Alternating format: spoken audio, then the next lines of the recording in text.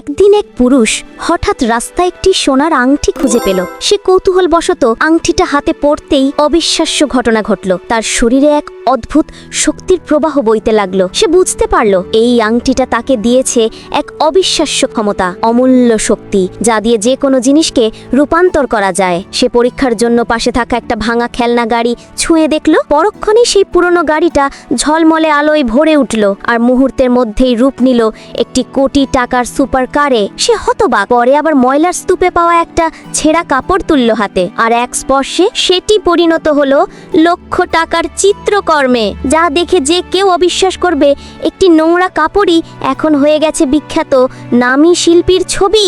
এরপর সে আবর্জনার ভিতর থেকে খুঁজে পেল একটা পুরনো ভাঙা ফুলদানি, যেটা এক স্পর্শেই রূপ নিল 7 রঙা কাঁচের তৈরি কিংবদন্তি হানমেই পিংয়ে, একটি দুষ্প্রাপ্য ঐতিহাসিক বস্তু।